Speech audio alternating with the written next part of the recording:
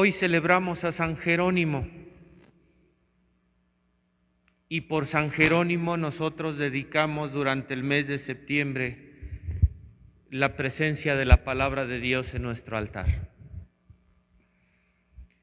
Y San Jerónimo, dentro de sus frases, tenía una que decía: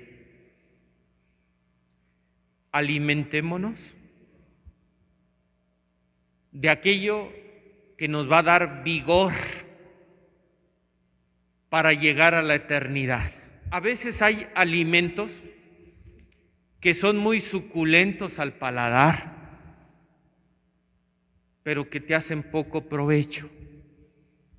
Y a veces hay alimentos que al principio pareciera que cuesta trabajo el podértelos llevar a la boca porque no les encuentras sabor. Pero a veces esos alimentos, el brócoli, por ejemplo, con tantas propiedades, el nopal,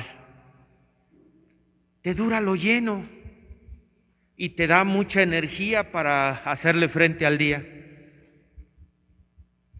Pues lo que decía San Jerónimo, busquemos el alimento que nos va a dar la energía necesaria para que alcancemos a llegar a la eternidad. ¡Qué hermosas palabras! Pues que también así sea para nosotros si en verdad creemos, porque ahí está otro punto medular. ¿Creemos verdaderamente que hay vida eterna?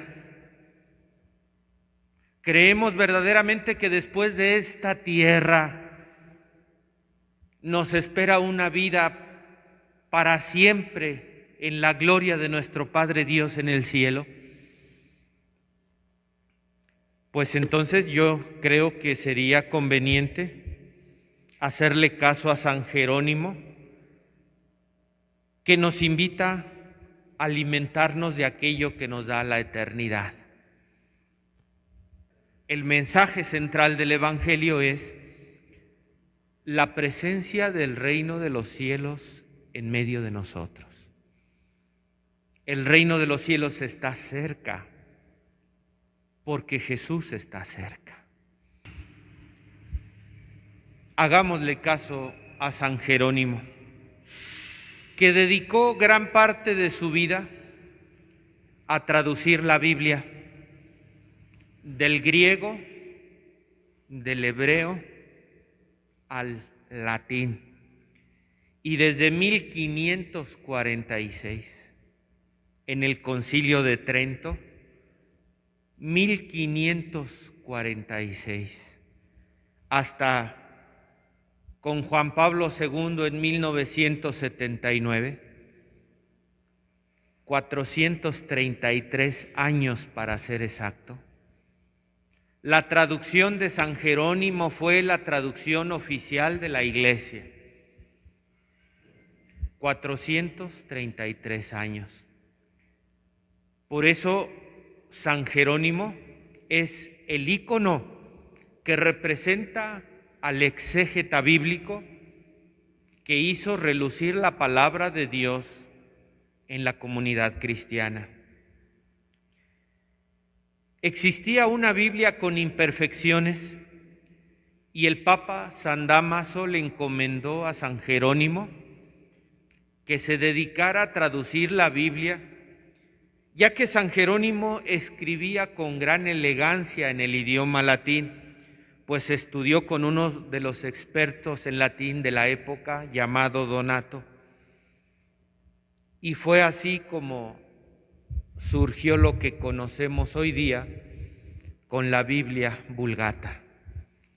Tal fue el tamaño de la obra de San Jerónimo que la Iglesia lo venera dentro de los 4 padres de la Iglesia que nosotros podemos encontrar alrededor de la sede papal que se encuentra en la ciudad de Roma: San Agustín, San Gregorio Magno, San Ambrosio y San Jerónimo, los 4 padres de la Iglesia latina.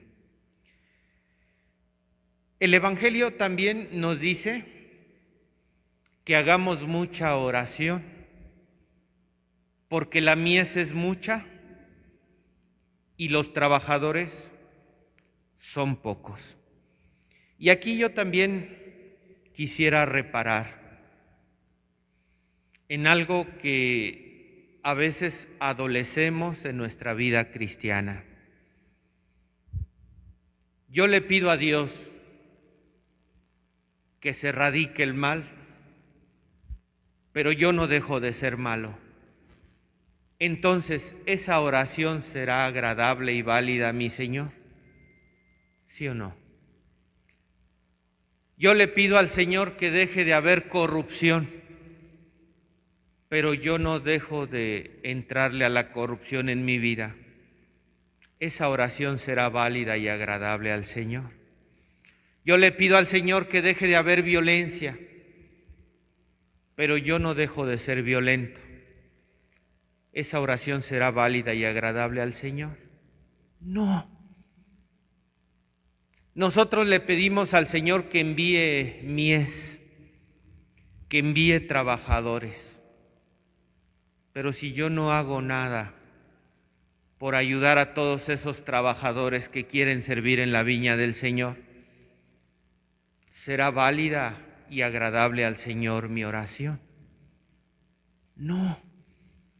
Entonces, para que nuestra oración sea agradable y válida al Señor, tiene que ser coherente. Y rápidamente me atrevo a mencionar dos elementos que ayudan a que nuestra oración sea coherente y agradable a nuestro Señor. Primero, que cuando yo le pido algo al Señor, yo mismo estoy trabajando en consecuencia. Señor, dame trabajo, pero ahorita mismo voy a ir a meter solicitudes a varias empresas para ver si me contratan. Eso es que yo actúe en consecuencia. Pero si yo le digo, Señor, dame trabajo y me quedo acostado en la cama toda la mañana, pues no es coherente mi oración. Señor, danos más vocaciones sacerdotales y religiosas al servicio de la Iglesia. ¿Y yo qué estoy haciendo al respecto para que haya más vocaciones, sacerdotes y religiosos al servicio de la Iglesia? Que nuestra oración sea coherente en consecuencia con nuestros actos. Esa sería un primer elemento. Y un segundo elemento con el que redondeamos el día de hoy que celebramos a San Jerónimo.